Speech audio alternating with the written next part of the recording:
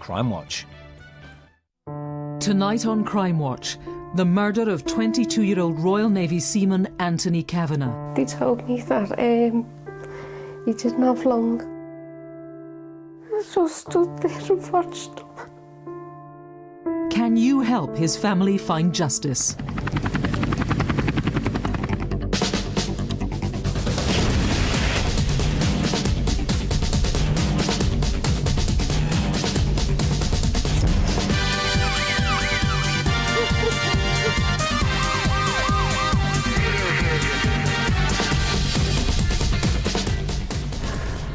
Hello and welcome to Crimewatch. We are live and surrounded by detectives from around the UK, hoping that your call is going to be the one that has them knocking on doors tonight. I have to tell you, we had an extraordinary response to last month's show. Hundreds and hundreds of calls and some fantastic results, which we're going to tell you about a little later. This month, we are hoping for nothing less.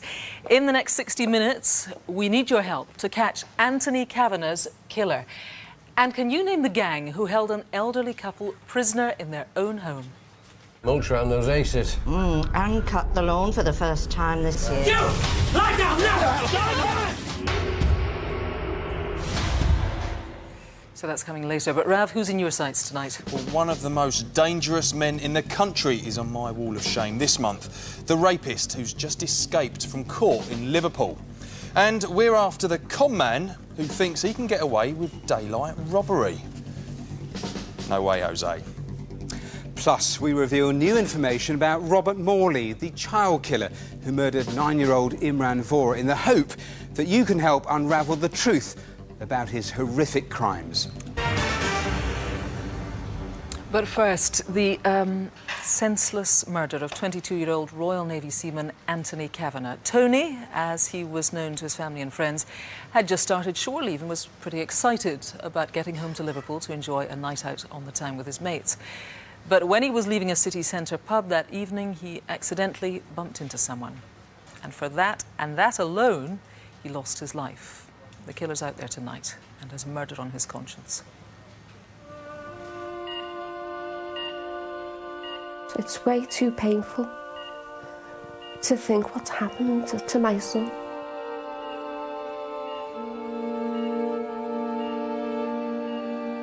We're not complete, we're not our family no more, it's broken, we can't get it back. It's gone now.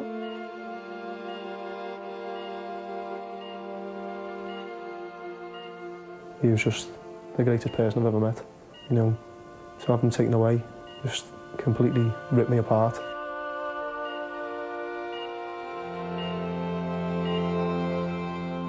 On the 5th of October 2005, after spending 11 days in a coma, Anthony Cavanagh died. It was the day after his 22nd birthday. The reason for this senseless waste of life, he'd accidentally bumped into someone in a pub. He'd do anything for you. He was protective, he was kind, he was funny, you could sit and have a joke with him. He was just a good lad. Tony was just a soulmate, you know, basically the best person I've ever met. I haven't got a brother, so he was the brother I never had.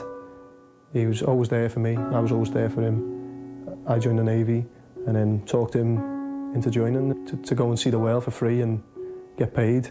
When I went to his passing out parade, that feeling of when the whole mess come marching in and I seen my Tony in the front. Got my stomach just on a somersault, I thought, but God, that's my son. That day was the proudest day.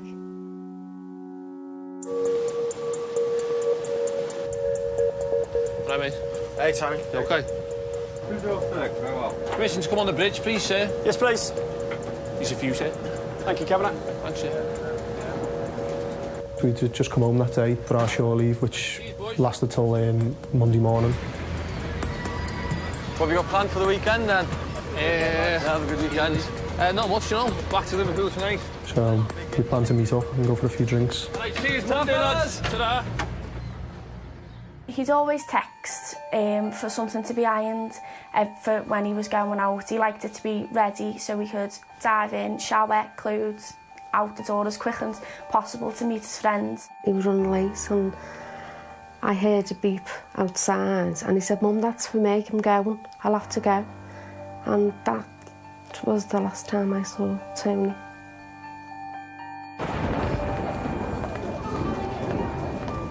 It was busy around the Concert Square area of Liverpool city centre that Friday night. There were over 600 people in the walkabout alone, and each one of them could hold vital information as to what happened just before closing time. The night it happened, there was 4 of us out. There was myself, Michael, Andy, and obviously Tony. We're only out for a social drink, really. None of us are really loud or anything, so it was just, you know, in-house jokes and a bit of banter between each other.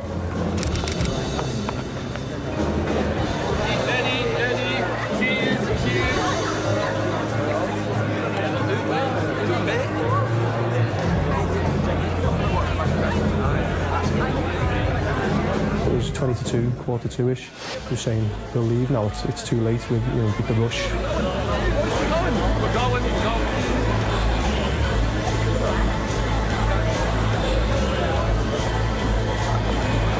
Sorry, mate. What, mate? What?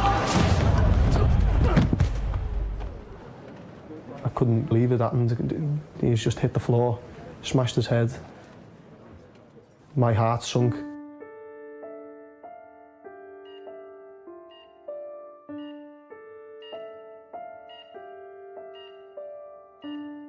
I heard him mumbling and I shouted, Tony, Mum's here. Your mum's here, son, and they kept on saying he's very, very poorly. And I thought, not my turn, going to be okay. It made me feel like, don't be silly, wake up now, come on. It's joke's over, stop joking around now and get back out there. My mum's crying, wake up. It's not fair. It was his birthday and I couldn't even, I never heard his voice. And I was trying to read his cards too. The next day, they told me that he didn't have long to get the family. And I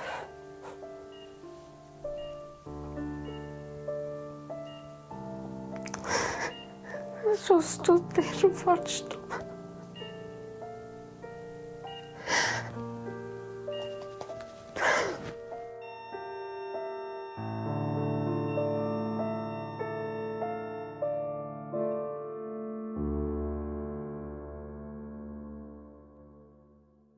I think about Tony pretty much every day. I only live 30 seconds from where he's buried, so pretty easy for me to pop in and just, you know, say a quick hello and realise just how much I miss him. And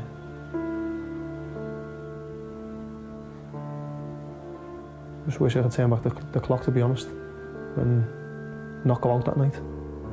I have to live my life each day as it comes, because it's way too painful to think what's happened to my son and knowing that there's no justice for him. So I have to have it day by day, and when the justice comes, then maybe I can grieve for my boy.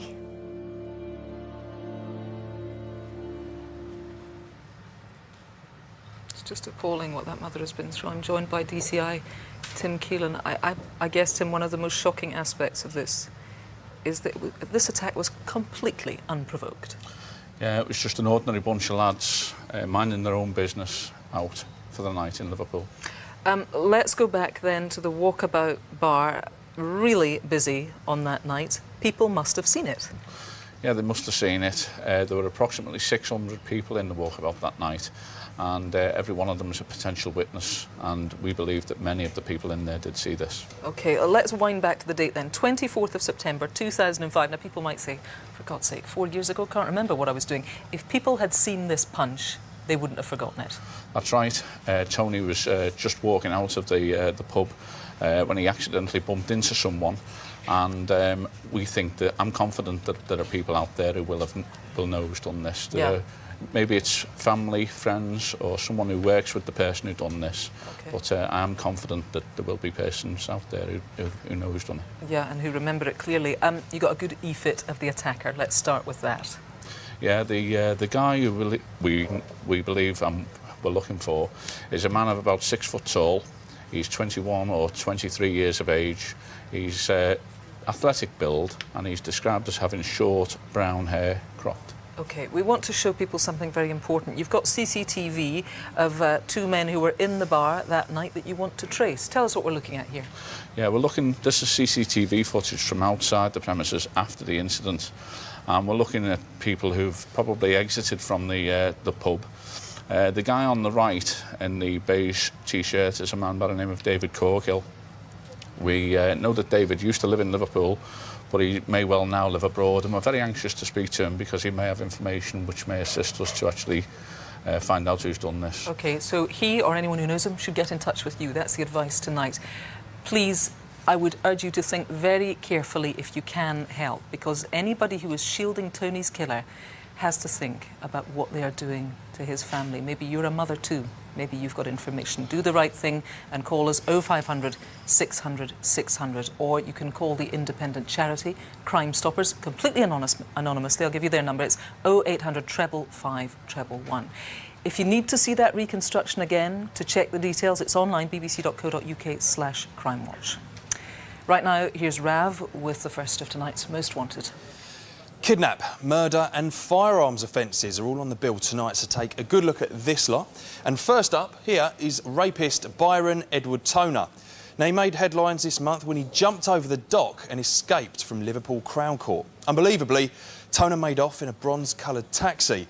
He'd just been found guilty of the violent rape of a teenager who he'd left with nearly 60 injuries, including a broken jaw. Now, there's a £5 reward for information leading to his capture, but he's a nasty piece of work, so if you see him, steer well clear and just call police immediately. Now, I don't know what my number 2 is smiling about. He's 36-year-old Derek Jones, and he's wanted in connection with the drug trafficking of Class A drugs. He uses the name Derek Donaldson, or the street name of D. He's originally from Wolverhampton and could well still be there, but also has links to Bristol, Aberdeen, Leicester and Manchester. Now, our next 2 here are wanted for kidnapping and assaulting a man and a woman in Hull back in September. Number 3 is John Christopher Smith, and at number 4 is Edward James Kenny. They're both 28 years old and originate from Merseyside. So, do you know where Kenny or Smith or any of the others are hiding out tonight? Pick up the phone now if you do, 0500 600 600, or you can text us on 63399. Just type crime space in any message, and it's more to leave that space, remember, or your message won't get through. And you can also check these mugshots out online, bbc.co.uk/crimewatch. And remember, all of our Most Wanted stay on that website until they're caught. Coming up, the teenager murdered in front of a gang of boys. So why won't any of them speak out? Wait, where is he? I don't know. I would have liked the people who took Edwin's life to see what they've done. Can you name the man decapitated and robbed of his identity nearly 20 years ago? And how many crimes has the child killer Robert Morley actually committed? So all of that is still to come. Now, Tony and Doreen Lofthouse, right here, are well known in Fleetwood in Lancashire. They're the owners of the famous throat lozenge company, Fishermans Friend. Because of the work that Doreen does for charity, she's been awarded first an MBE and then she got an OBE. But in March this year, the medals were stolen, along with £500,000 worth of jewellery, as part of a targeted robbery when the couple were ambushed, assaulted and then held prisoner in their own home.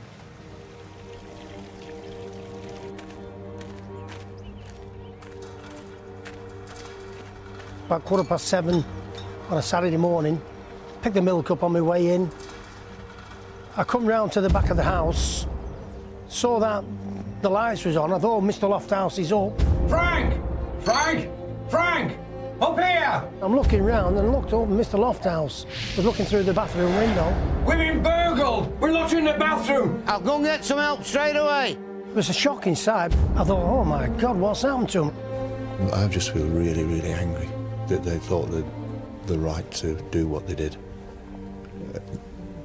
Nobody should do that to another human being. I was just so horrified. It was like the worst nightmare anyone could have. Fisherman's Friend started in 1865 when my great-grandfather opened his first chemist shop.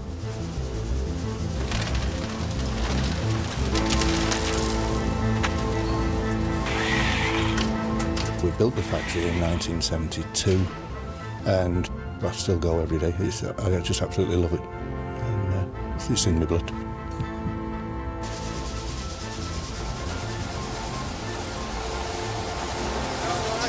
Lofthouse. How's it going? Everything's fine, no problems. You had problem with number 2 yesterday. Yesterday. It's okay now, though. Any more problems, let me know. I will do. All right. I think so, Mr. Lofthouse. Sonny came home. We sat down and we talked about what had gone on in the business during the day. Just going to take the dog for a walk, love. See you later. Come on, Ben. Come on.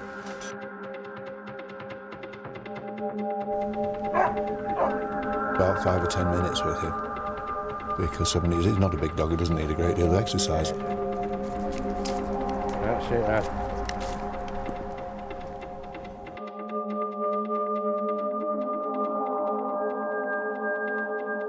I came back in and locked the door behind me. We just sat at the dining table in the kitchen watching the TV.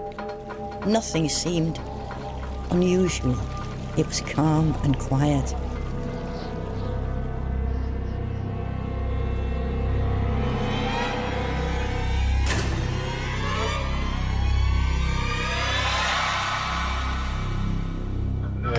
Oh, thanks.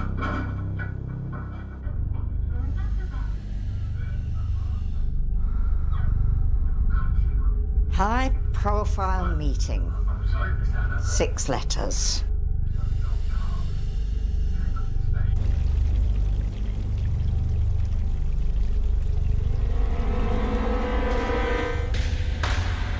I think you can get some mulch around those aces. And cut the lawn for the first time this year.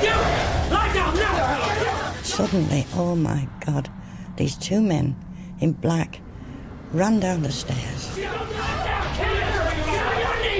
Where's he staying? Up the stairs. Do it now! Quickly! Don't hurt him! Don't you hurt her! Don't! So we got upstairs. He made me show him the safe and the key and asked where the diamonds were. I told him. I tried to have a go at this little one, but he was just going at me with the screwdriver and with the crowbar, and so I'd done it with bare hands. There wasn't a great deal more I could do, so I did get a beating. And that's for being a hero! When I came downstairs afterwards and saw the blood, that undoubtedly was the worst moment. It's all right, love. I'm okay, am I? I knew this guy was serious. On your feet! Quickly! Go! I said quickly! It was a strange thing. The little one said, "We'll put them in the comfort room." That sounded to me like an Americanism, but I'd asked him where he was from because he did a strange accent, and he said he was from Silesia. You stay here or I'll kill you! They locked us in the bathroom.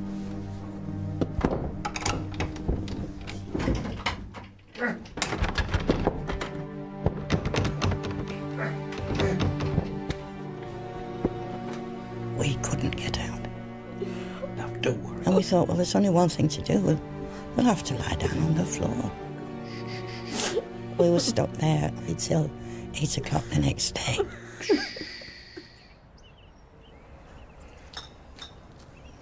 That must be Frank. Oh, thank God. Oh. Frank! Frank! Up here!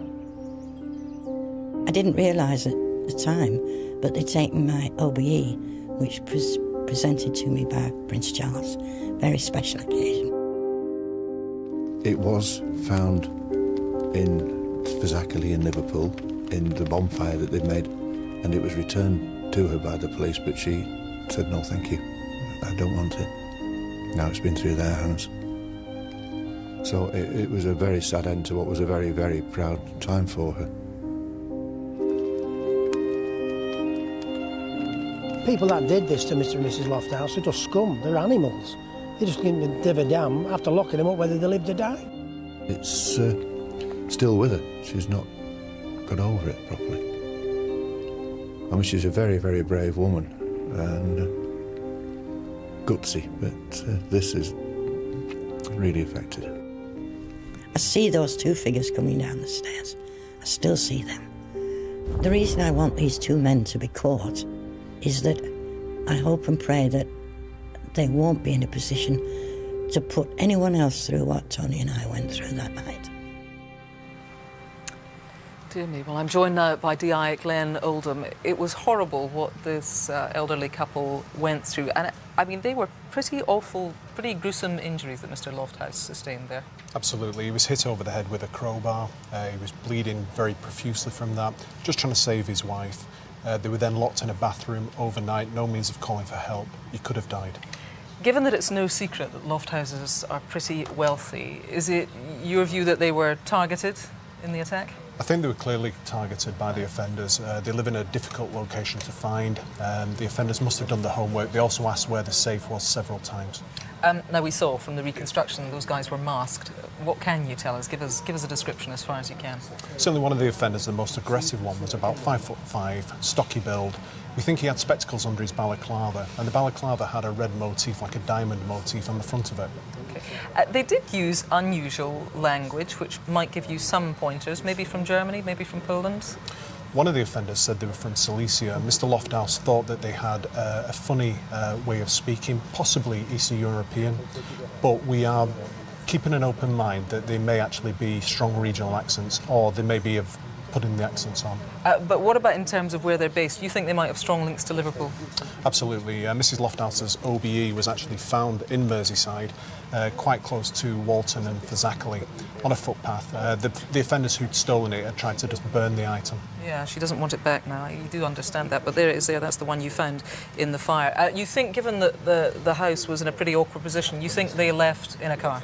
We believe so, yes. In fact, one member of the public saw a suspicious male close to the Lofthouse's property on Mounderness Way at Thornton. This male was stood at the side of the road. There's no footpath. Very unusual for somebody to be stood there. He was approximately 5'8", wearing a beige jacket and had a hold-all clutched to his chest. Did anybody see that person? OK, that could be important, Glenn. For now, thanks very much. If you think you know who did this, then please do pick up the phone now. There is a reward on offer for information leading to a conviction. The number, it's 0500 600 600. If you've been a victim of crime, don't forget the victim support line. They're on 0845 30 30 900. Now here's Rav with some more faces in the frame. And what a bunch. My number 5 here is Derek Robertson, and he was jailed for indecent assault back in December 2003. He was freed after 4.5 years. He's now wanted for breaking the conditions of his release. Robertson is originally from Forfar in Scotland, but he's believed to be hiding out now in London. My number 6, this guy is Thomas Power, wanted in connection with a violent and unprovoked assault in Bury, Manchester. The victim was attacked with a spade and has been left paralysed from the shoulders down. Power's 23 years old and was recently spotted in Birmingham and London. Next, here is Lawrence Piatti, and he's wanted for his involvement in a shooting in Putney, south-west London, and also for assaulting a police officer during his arrest. He was charged but failed to turn up at court or answer bail for the firearms offence. He's a British Filipino and may be using the name Barikutos. And finally, look at the face on number 8. He's Vasil Mihai, and he's wanted for robbery. He was charged back in March but skipped bail and has been on the run ever since. Mihai is of Romanian origin and has links to Derby and Birmingham. So, where are they hiding tonight?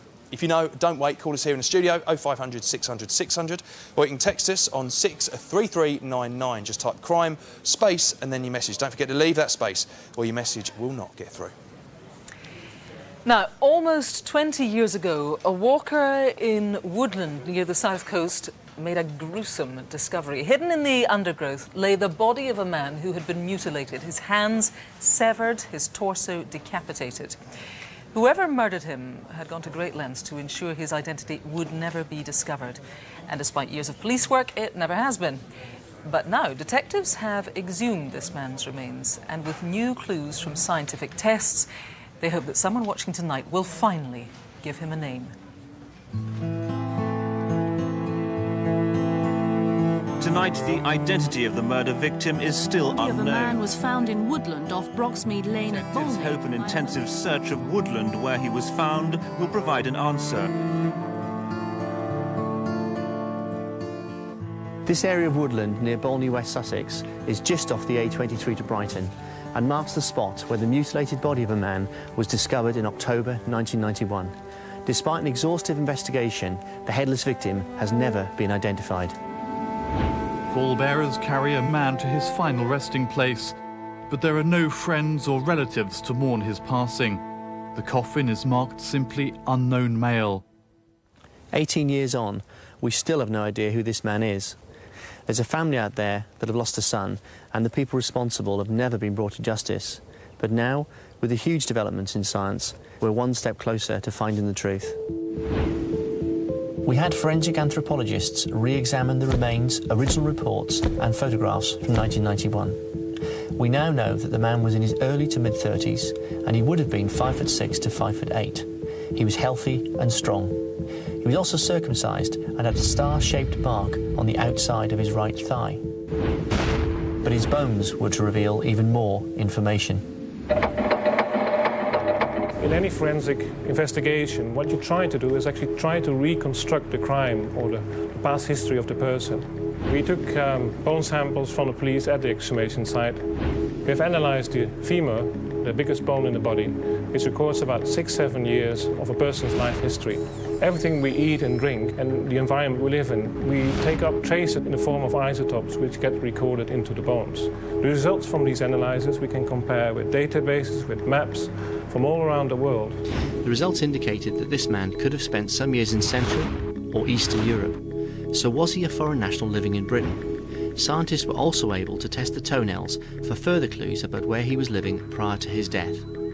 The unique thing about the toenails is that they record about 1 to 1.5 years of the last history of the person's life. In our analysis, we could show that the person had been living somewhere in the middle or eastern parts of the UK, or actually on the western part of the German border during the last period of his life.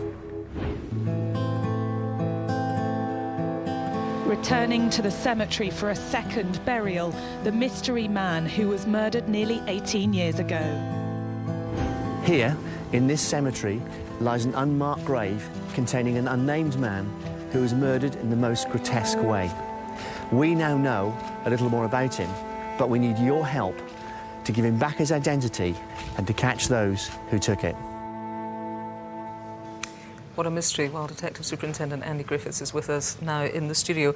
You want to find the murderer, but you can't find the murderer until you know who this man is. Absolutely. Someone didn't want this man identified. In 1991, fingerprints and photograph were the only thing we could use to identify him, but now we exhumed him because of the massive developments in science. Right, let's look at all the clues to his identity, the old clues you had and the new clues that science has given you. Yeah, well, this man was white. He was in his mid to late 30s. Yeah. He was 5'6" to 5'8" tall. He was also circumcised, and he was strongly built, but had a protruding belly. Okay. We think he was a smoker. He also had a mark on his thigh. And we've got two theories looking at the new information as to where he was from. Firstly, that he was a foreign national who'd come to the UK in the last part of his life, but alternatively, that he might have been a UK national who'd spent some time abroad. Okay. Maybe in the army, possibly, but that's not certain. So we've done some work with missing people from that time, but if you had a relative or a friend missing from that period who answers the description, get in touch with us. Do you get any clues, Andy, from where the body was dumped? Well, the body was dumped about a mile from a very busy road that was being widened at the time in 1991. There was a lot of construction work going on there. If there was a construction worker who saw something suspicious, we'd like to hear from them.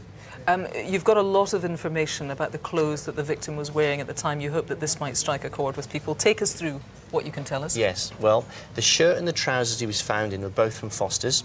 The shirt had a motif on it. They were made in 1986, but of course he was wearing them in 1991. So we're interested maybe to hear from a buyer from Foster's from that time who can tell us a bit more about that. The trousers had been turned up and had been hand sewn, and they were a 32-inch waist. Okay, you've got a DNA profile. Is that significant, do you think? Absolutely. If someone's worried about ringing us, don't be. We've got a DNA profile. We can eliminate people from this. So if they answer the description, please give us a ring. OK, we hope somebody watching tonight has the answer to your mystery. Thanks for joining us. We reckon that someone out there tonight must know who this man is. If you've got even the slightest idea, then do call us now. It could be just the information that detectives here need, and we do have a DNA profile to 0500 600 600, or you could text 63399. Now, in September, we asked for your help to solve the horrific murder of 36-year-old taxi driver Mohammed Arshad. In a frenzied attack, the father of 3 was stabbed 6 times in the head.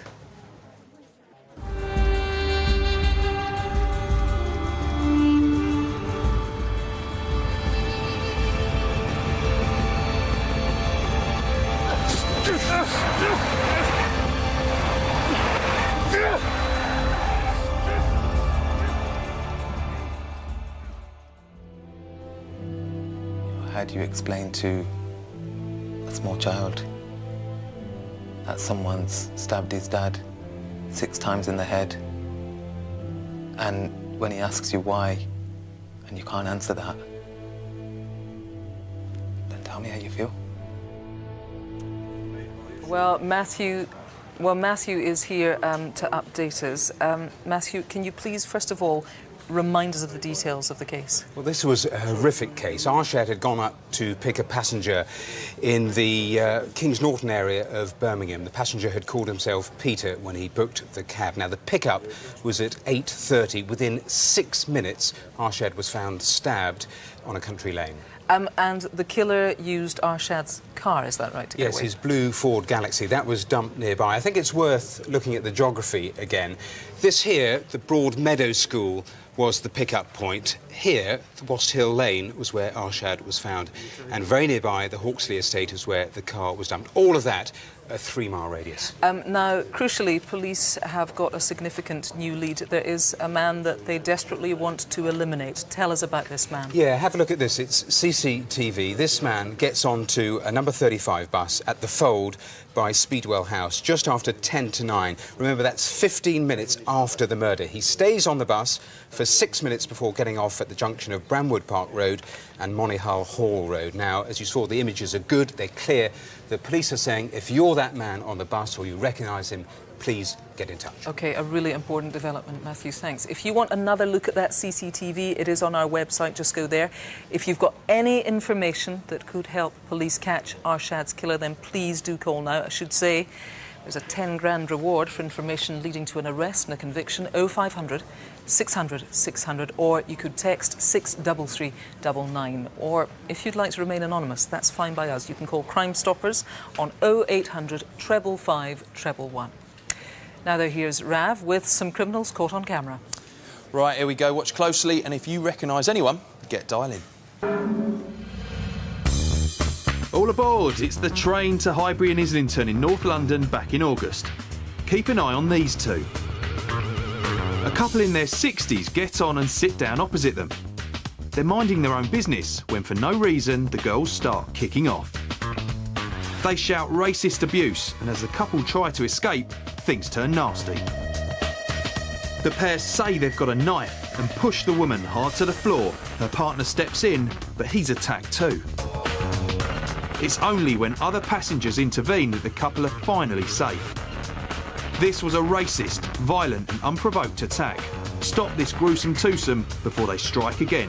Luckily, one quick-witted commuter snapped this on his mobile phone. Isn't modern technology great? Blackpool Victoria Hospital in October last year. It's nearly 11 at night and visiting hours finished ages ago. So I wonder what these lads are up to. They look pretty shifty, and no wonder. They're wanted for nicking 900 quid from the patient line machines. Stealing from a hospital. These guys really are sick. From these pictures, I'd diagnose them with a nasty case of stupidity. Names, please. 2 banks, 1 con man. This one's in Surrey back in May, and this one's in Coventry last June. He must really like that jacket. He's wanted for using forged banker's drafts to buy high-value goods like Rolex watches worth thousands. Each time he meets his victim, he goes with them to the bank and gives them a fake cheque to pay in before walking away with the goods. Here he is in Coventry waiting outside the bank for one unsuspecting victim. Buy a belt, mate. He passes the time by practising the waltz. 1, 2, 3, 1, 2, 3. Not sure what Craig Revel-Horwood would think about that. He soon gets impatient and goes back inside to check out what's going on. When the bank start asking questions, he makes a quick exit, but he's already struck at least 5 times all over the country. It's daylight robbery. Don't let him get away with it. Who is it? Who's this in this car park in South East London last June? He checks the coast is clear and then pours something over one of the cars. After fiddling around inside, he suddenly runs off. Oh, I now see why. Think he got confused about what bonfire night is. Penny for the guy. Actually, just his name will do. Think you know them? You know what to do. 0500 600 600. And if you need a second look, it's also online, bbc.co.uk/Crimewatch. Or remember, you can text us on 63399. Just type crime, space, and then your message. Now, 2 years ago, 19-year-old Edvin Johnson here was about to start a business degree at Southampton University. His mum, over the moon at the prospect, should have been busy helping him with the move. Instead, her time was taken preparing for his funeral, because days before he was due to leave, he was murdered on the estate that he lived on all his life. 2 years ago, my son was murdered in Crawford Estate. 400 windows, had the vantage point to kind of see where it happened, but we just need one witness. I believe that someone, somewhere, knows who took Edwin's life.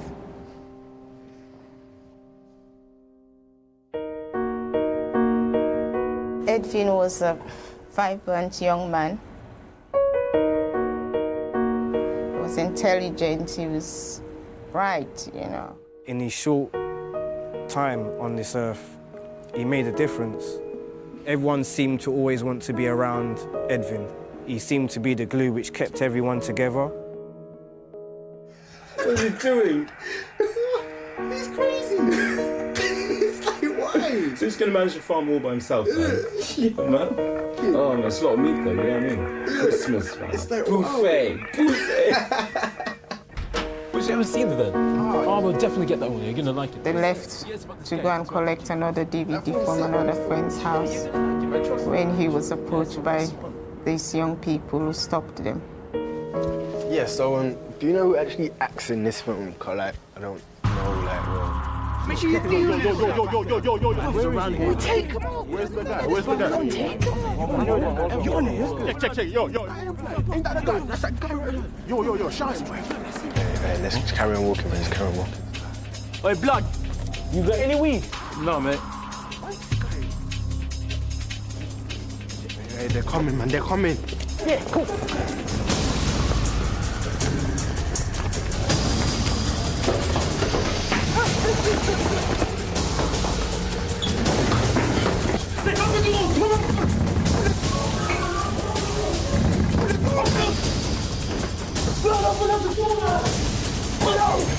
Wait, where is he?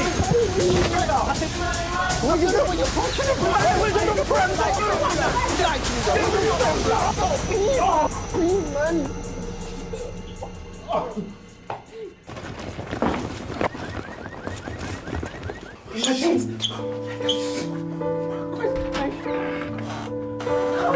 Oh, man! Call the ambulance, man! Hurry up, man! He's been stabbed. The boy's bleeding. Please don't love God. Help quickly, because it's outside. Come on, man. I need help. I don't even know if he's breathing anymore. Edwin died at 10:45.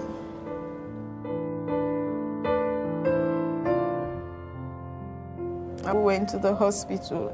He was lying on the table. I held his hand and he was lifeless. And I kissed him on his forehead, and that was the last time I saw Edwin.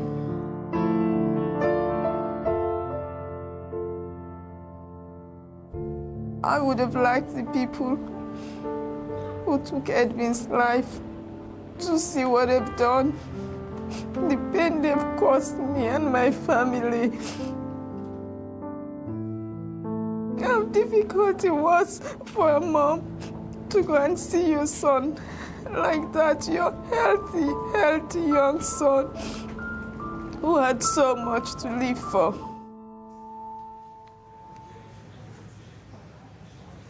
vibrant young man with his whole life ahead of him. I'm joined by DCI Andy Redwood.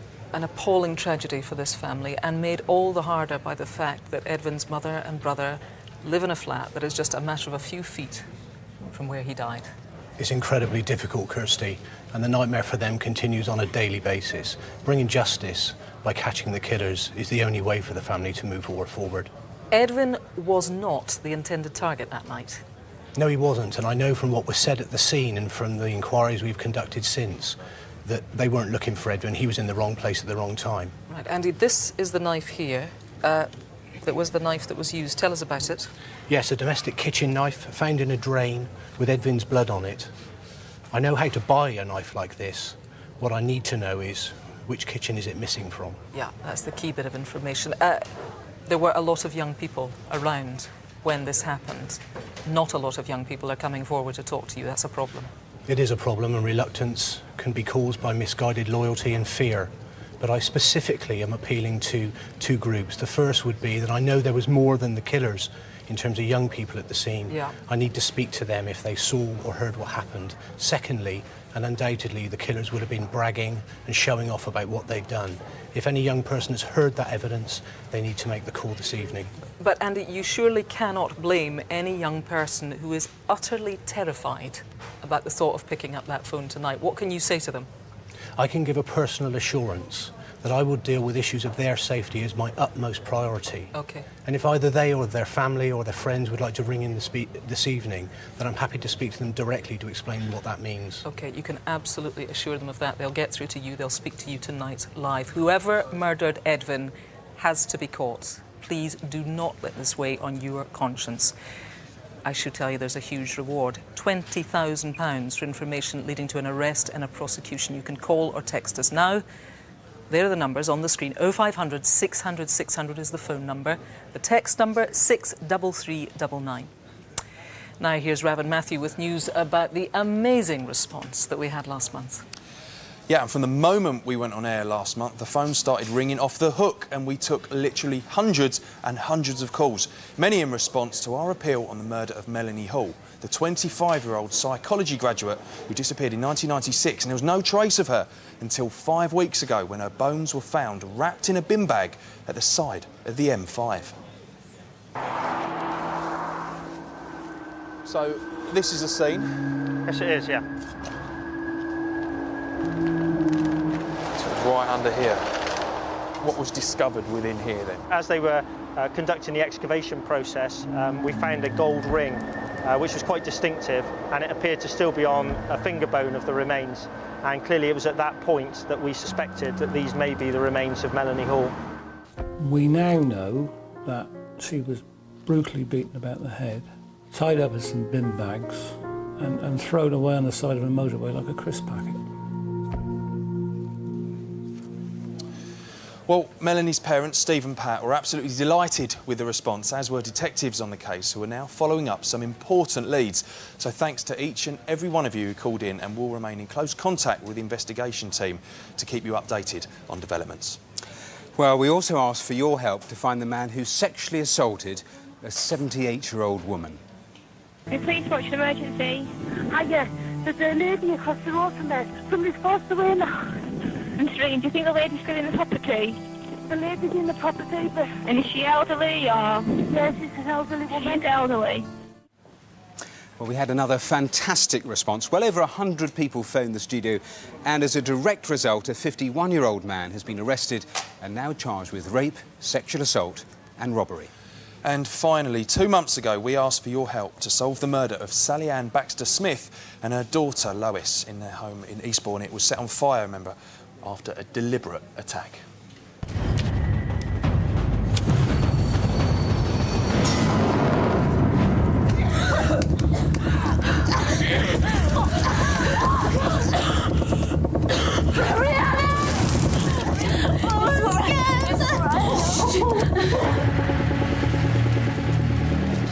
And I had to go and tell my sister that she'd survived and they hadn't. Which is one of the hardest things I ever had to do. We had a great response. Dozens of calls came into the studio, but detectives desperately want one man to get in touch again. The caller rang in during our update show, giving the name of a suspect. If you're that man, please call in again tonight. You could give the police the breakthrough they finally need to get justice for Sally Ann and Lois. Now, there are some crimes, like the sadistic murder of 9-year-old Imraan Vohra, that are so heinous they are never forgotten. The Lancashire schoolboy was abducted, raped and then killed back in 1985. His parents had to endure a 24-year wait before finally being told this year that the man who had murdered their son was 62-year-old drifter Robert Morley. Detectives now know that Morley was a violent paedophile, but they believe he may have committed many more offences before his death 12 years ago. Can you shed light on any of them tonight? This is the face of a sexual predator and child killer. 24 years ago, he committed a crime so brutal it sent shockwaves through the nation. This is just such a terribly sad case. For it to be unresolved for 25 years, it's just such a long, long time. The case was the horrific murder of a 9-year-old boy. His name was Imraan Vohra. OK, so there's the bell. We need to pack away quickly today, so can you just slip everything into your drawer? One day, back in 1985, Imraan finished school and stayed in the playground playing marbles. He'd normally walk home with friends, but for some reason, this day was different. I'm not coming home today. Nah, I'm ready for here for some. I'll see you tomorrow. When his classmate left, Imraan was standing at the gate. 45 minutes later, he was seen with a man in his 40s. They were heading for Avonham Park, where Imraan had a series of dens and loved to play. It was the last time he was seen alive. The alarm was raised almost immediately when Imraan failed to turn up for lessons at a local mosque later that day. By the next morning, a massive police search was underway. Local people turned out in their droves to join the hunt, and mounted police combed the entire district. Come over here. Within hours, Imraan's body was found. He was lying naked from the waist down. Tied to a nearby tree were his trousers, left by the killer as a chilling calling card.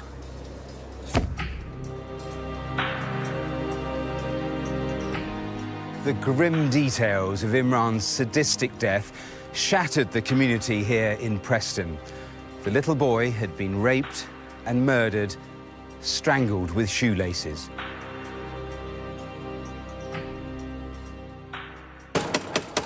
In 1985, this was probably the biggest murder hunt that the Lancashire Constabulary had ever run. In the region of 100 investigators were attached to this inquiry. A huge number of people were interviewed, both within the Preston area and across the UK, sadly all without success. But a significant clue lay buried in a statement taken days after Imraan's murder. A witness recalled how the schoolboy had recently met a mystery man who spoke German. But initial inquiries failed to trace him. With little to go on, detectives pinned their hopes on crime scene evidence after a post-mortem on Imraan's body discovered semen that could only be from the killer. But back then, DNA technology was in its infancy and couldn't be used to identify offenders. In 1985, we didn't have the technology available to get DNA results from samples that we recovered from the scene, and also we didn't have a national DNA database, so we couldn't compare any results that we had against samples from known offenders.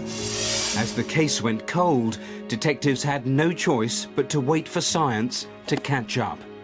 It would take nearly a quarter of a century and huge advances in DNA technology before the case could be solved. Our piece of luck came in this case when a relative of Imraan's killer was convicted of a serious offence and went on the national DNA database. That man was the key to unlocking this case and allowed us to ultimately find Imraan's killer. The trail led police to Robert Morley, a man who'd been dead for 12 years. But knowing the killer's name was just the beginning. We simply had an identification of a man who, on the face of it, lived in and around London for most of his life. it only painted half the picture. The detective work came into play then to paint the rest of Morley's life, particularly in and around Lancashire. Police had to prove he was capable of killing and began piecing together every aspect of the sadist's disturbing life.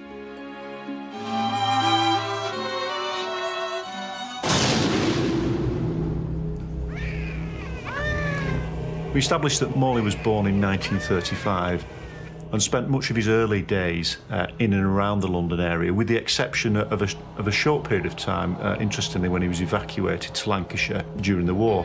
And that's when we think he made his first connections with Lancashire and may account for why he came back here. Welcome there for you. At 14 years old, the first signs of Morley's sexual deviance were recorded when he was arrested for indecent exposure. By the age of 16, Morley's behaviour had deteriorated further, and after a spate of shoplifting, he was sent by the courts to an approved school, a place well known for strict discipline and corporal punishment. Hand out.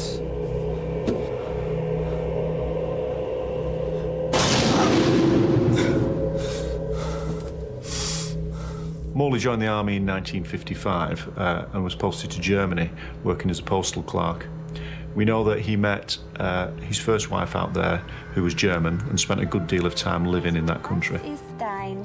Detectives now know that Morley's wife taught him to speak German. It seems too much of a coincidence to think Morley was not the German speaker who befriended Imraan in the days before his murder. Morley left the army in 1962 under a dark cloud.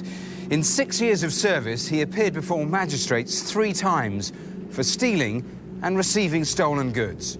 Morley's criminal history demonstrated that he was a prolific thief, stealing checkbooks, breaking into gas meters and the like.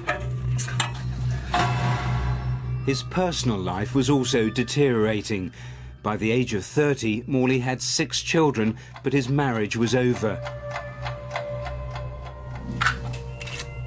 He moved to Lancashire and started drinking heavily. As Morley's life spiralled into alcoholism, he drifted from job to job and woman to woman. He also started going missing for long periods of time. To where and to do what, detectives don't know.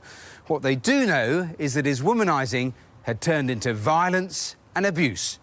We've spoke with a number of women who have been in contact with Robert Morley throughout the years, and they describe a man who is controlling, sexually aggressive. I'm not in the mood. What do you mean you're not in the mood? Bob, I said no. Bob, I said stop it. No. What do you mean no? Say come on. Bob, I don't want to. Stop it. Morley's grim catalogue of violence continued unchecked throughout the 70s. Increasingly, as well as being aggressive towards women, you know, disturbingly, I think Imraan may not have been the only child who suffered at his hands. By 1981, Morley had moved here to Preston. 4 years later, he led Imraan Vohra to his death. When Morley ran away from the schoolboy's body that day, he had no way of knowing that 24 years later, his past would catch up with him. Each time a new DNA technique has been introduced, the case has been revisited, and this ended with us getting a DNA result from the crime scene in 2006. Detectives now had the killer's DNA, but it wasn't until last year the breakthrough finally came. Jaffa, we've got him. When a man was charged with a serious offence and his DNA loaded onto the national database, the profile was so similar to the killer's, detectives knew they were related. But how? A process of elimination began, and the trail quickly led to just one man, Robert Morley. When detectives discovered he died of lung cancer in 1997, it was a massive blow. But ultimately, it was his death that betrayed the darkest secret of his life.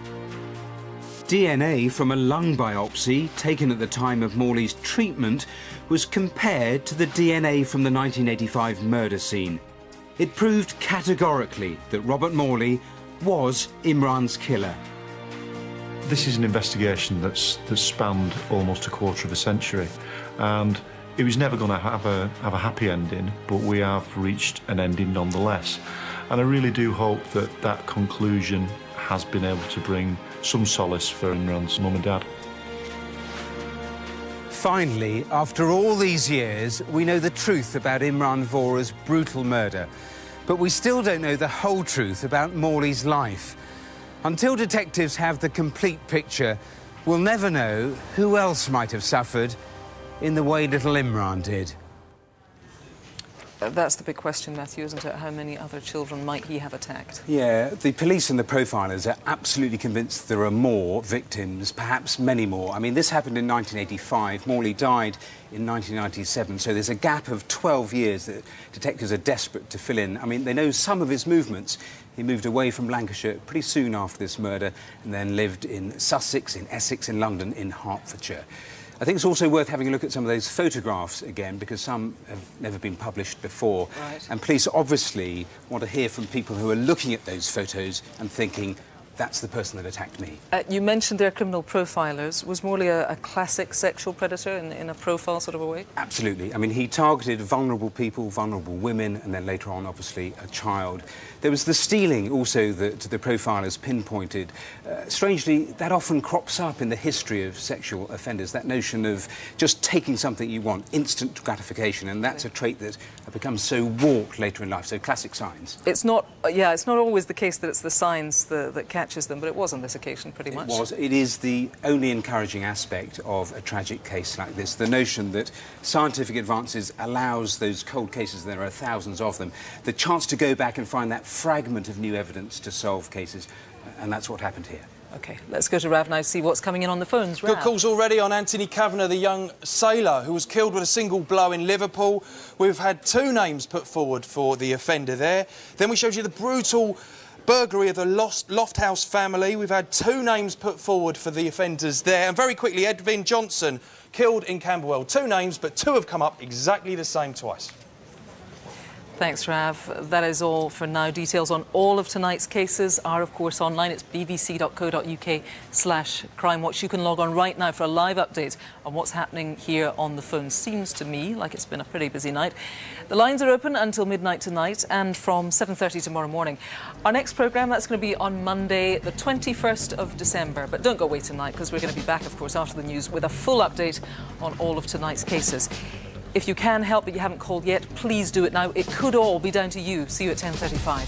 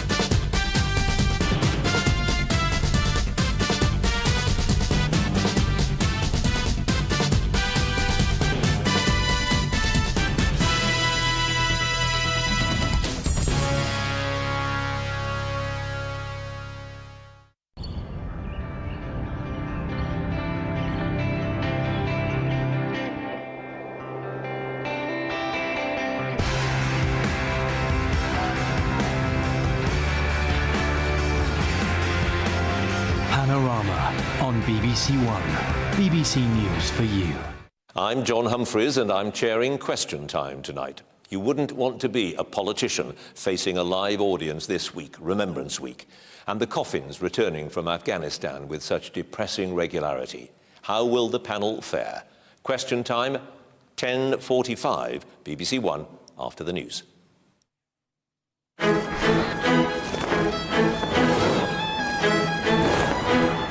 And with the BBC News now on BBC One, George Alagaya and Mike Ramsden.